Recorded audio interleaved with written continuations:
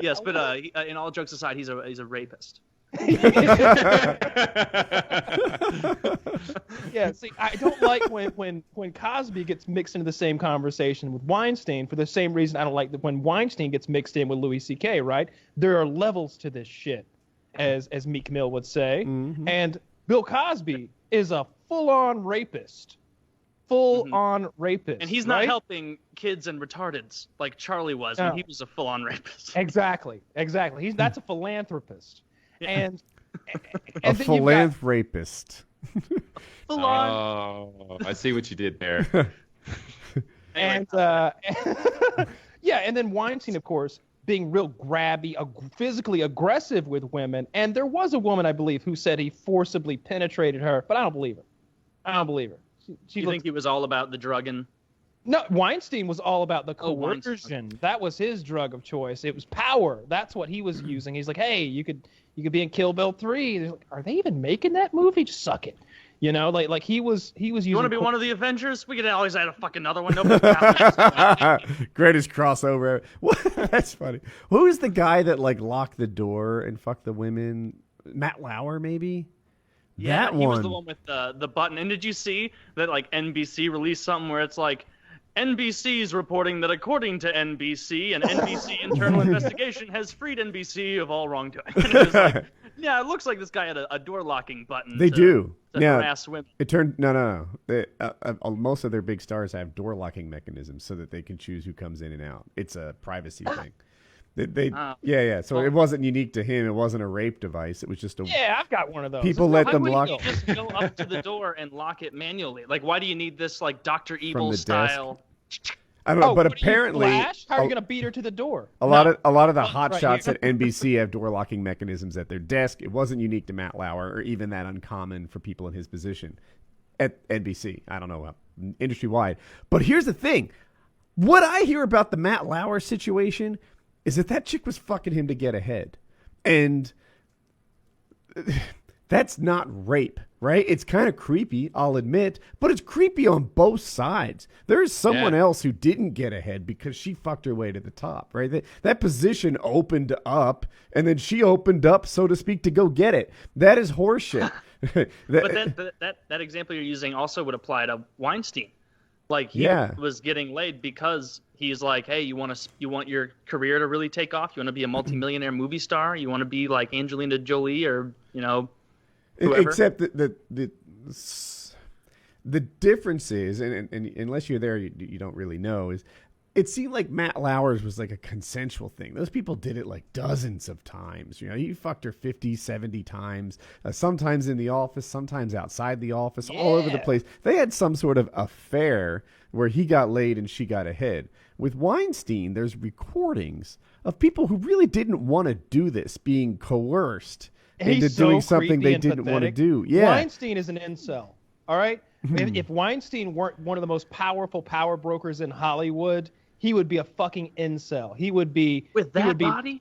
He would be Mexican Andy, right? He's using coercion and basically rape, to get laid. It's the only way. He is fucking hideous and creepy as shit. Yeah. Like, there's so many photos I've seen. I saw a photo of him with a young actress, and like, it looks like they're having a good time, and then they like zoom in, and he's like holding her forearm with like a really tight grip. He's like got her.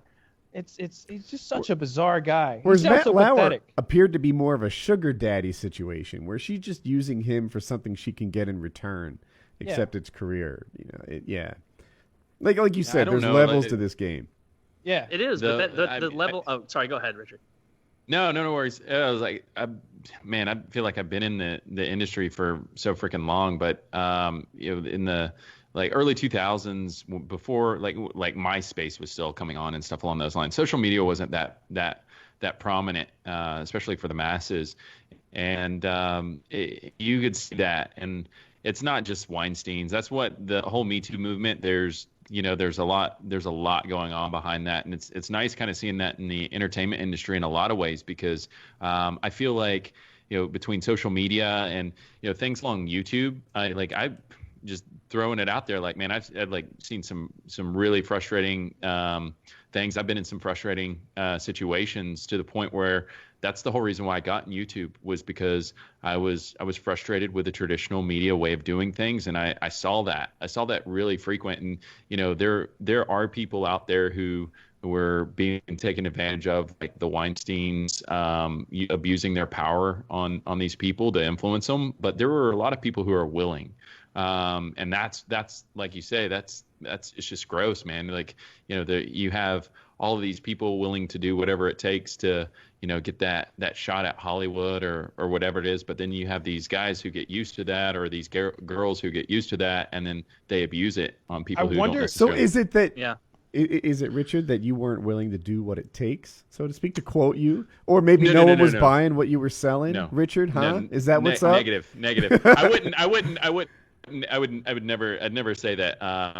Never say that one situation would determine my career or anything like that. But there were some situations where it was really clear that you were running around shirtless and they were expressing no interest. No, negative. No, there were some fairly prominent people in the community who, in no way, shape, or form did they directly say anything or ask anything, but you could sense it was being insinuated in a lot of ways. And I'm not gay. And these different people had maybe some influence in the industry, I guess you could say. Mm-hmm. And yeah, I'm a bigger dude, and it's one of those things you can't really bully me into a lot of situations. And so I could see where a more less secure person, or somebody who may not be as physically capable, would maybe cave into that situation if they were like on 50-50 on the line or something along those lines, or even worse, below that. Me, I'm stubborn and strong-willed anyway, so it's like it was never that for me, but I could see it all the time in all the different parties, or the whatever situations we'd be in. I don't want to get too many specifics, because I was never really even remotely close to being in any situation like some of the people who have been accused of, or been talking media. But